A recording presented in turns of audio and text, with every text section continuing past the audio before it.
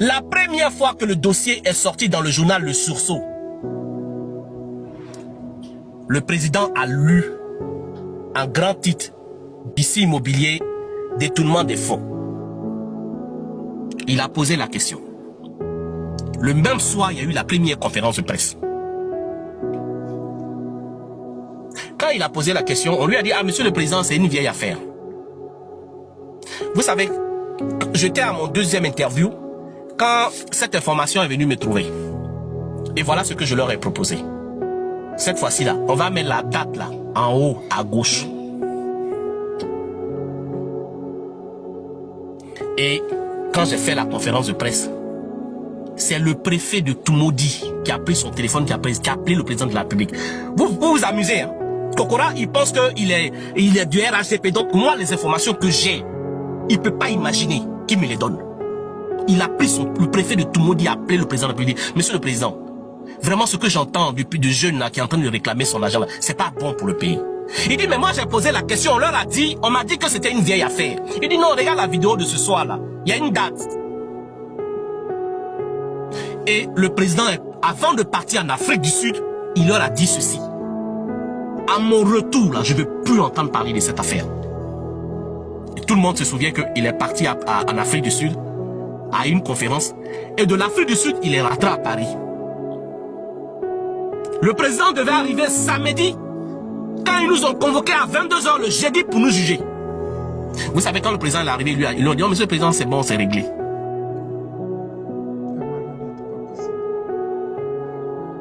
C'est là qu'ils ont mis leur machine en marche.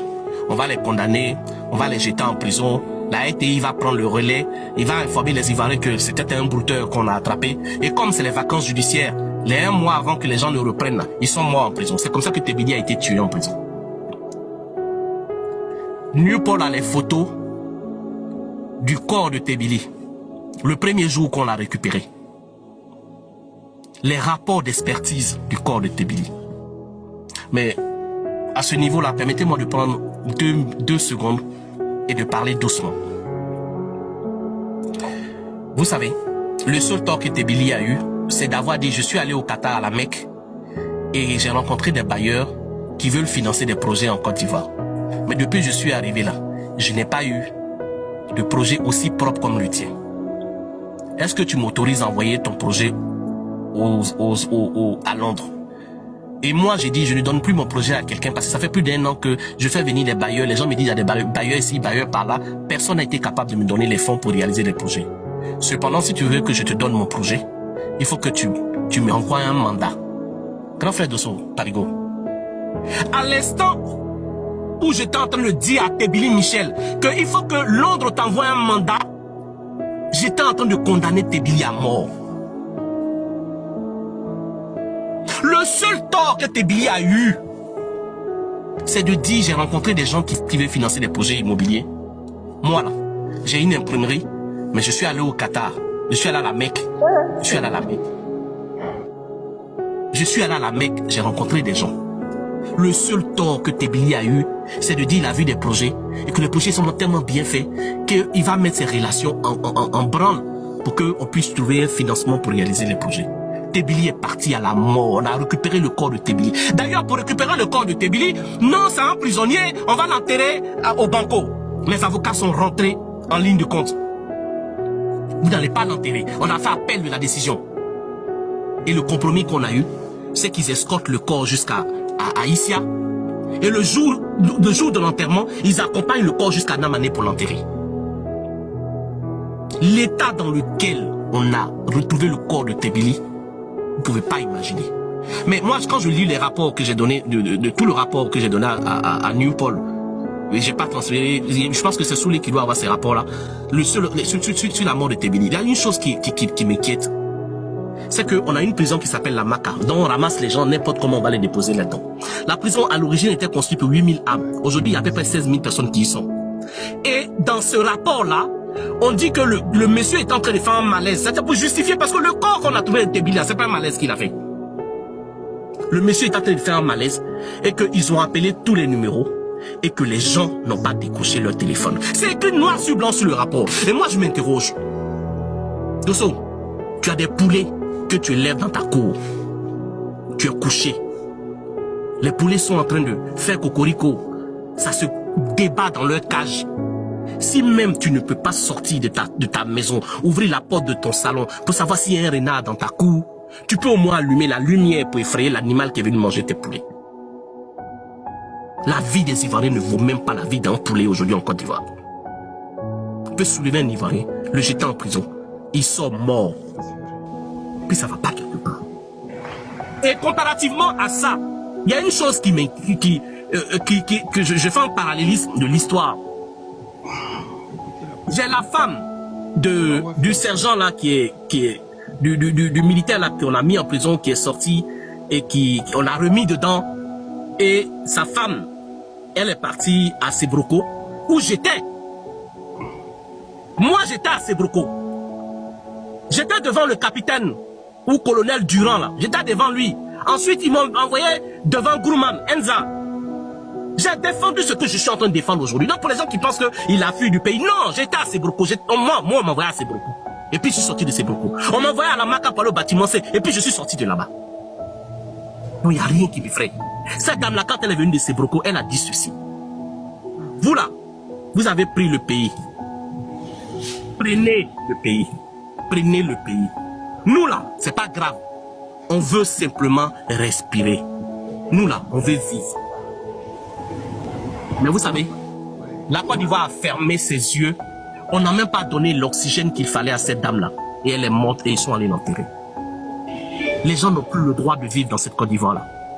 Les amis, vous venez d'écouter cet audio-là pour vous dire que le docteur Julien Kofi, qui vraiment nous a fait cette révélation choc sur le gouvernement d'Alassane Draman Ouattara, de son petit frère Téné Ibrahima et de la mafia qu'ils ont organisée en Côte d'Ivoire, où quand tu as des projets que tu veux les réaliser, on te vole ton projet, ou ils veulent avoir peut-être 50% de ton projet ou 60% de ton projet.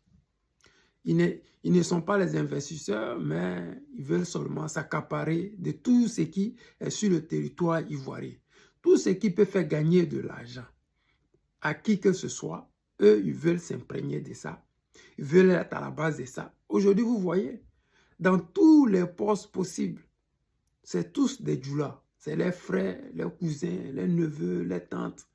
C'est-à-dire que si tu n'es pas du RHDP, tu ne peux plus vivre en Côte d'Ivoire. Si tu n'appartiens pas au RHDP, tu ne peux plus avoir un projet capable de te rapporter quelque chose. C'est-à-dire qu'aujourd'hui en Côte d'Ivoire, il faut fortement appartenir à Alassane Draman Ouattara pour que tu puisses avoir la paix du cœur, la possibilité, le droit de vivre en Côte d'Ivoire. Le monsieur là, moi j'avais les larmes aux yeux quand j'ai écouté parce que je me suis dit, mais merde, des Ivoiriens qui souffrent comme ça. On n'a pas dit que c'est un gangster, on n'a pas dit que c'est un brouteur, on n'a pas dit que c'est un voleur. On n'a pas dit que c'est un illettré qui ne sait pas ce qu'il fait. C'est quelqu'un qui a étudié, qui a eu son doctorat. Et puis bizarrement, la Côte d'Ivoire est le seul pays au monde où des gens qui ont le doctorat chôment. C'est la magie. Alors que dans le monde entier, quand tu es docteur, tu as plus de chances d'embaucher et de travailler. Mais en Côte d'Ivoire, c'est le contraire. Parce qu'on prend les illettrés. On prend les cousins d'Alassane Draman Ouattara, les neveux, les nièces. C'est vraiment, ça fait pitié. Ça fait pitié pour la Côte d'Ivoire. Et vraiment, on s'est dit, nous autres là, si les Ivoiriens ne se lèvent pas pour mettre fin à cette dictature, si les Ivoiriens ne se lèvent pas, tous, comme un seul homme, pour soutenir le président Laurent Gbagbo à chasser ce gouvernement du pouvoir, après les élections de 2025, ça va être pire pour les Ivoiriens. C'est une réalité. Parce qu'après 15 ans de pouvoir, regardez ce qui se passe. Quelqu'un, j'avais promis aux Ivoiriens 5 universités en 5 ans. Un CHU par an. Nous sommes actuellement dans sa 14e année. C'est-à-dire qu'aujourd'hui, sur toute l'étendue du territoire ivoirien, on devait avoir des CHU à tous les niveaux. La santé serait au top niveau. Parce que les CHU là, c'est des machines, c'est tout ce qu'il faut pour soigner les Ivoiriens qui seraient dedans. Mais ce n'est pas ça. Aujourd'hui, ce sont ces genres d'histoires-là qu'on entend. Aujourd'hui, ce sont des buzz inutiles, c'est-à-dire qu'on envoie 30 miss en Côte d'Ivoire pour venir se pavaner, pour venir danser comme des, des robots. On invite des matchs de football qui va coûter plus de des dizaines de milliards aux Ivoiriens, alors que des jeunes Ivoiriens veulent embaucher des Ivoiriens en temps normal. Si c'était un pays normal, ces gens de projets-là, ça aurait donné du travail à la jeunesse ivoirienne. Ceux qui disent que cette année, c'est l'année de la jeunesse, mais je ne comprends pas où est passé le programme de la jeunesse. Parce que les déguerpissements, les commerces qui sont cassés, tout ça, ça n'avantage pas la jeunesse. Il n'y a rien qui est fait pour la jeunesse. C'est vraiment dommage parce que les Ivoiriens veulent vivre comme il a dit. La femme de Bawa Félicien a dit, prenez le pouvoir, mais donnez-nous l'opportunité de vivre. S'il vous plaît, chassons ce gouvernement du pouvoir pour que les Ivoiriens puissent vivre. Les amis, c'était le président Lota, l'ami des dirigeants qui se respectent.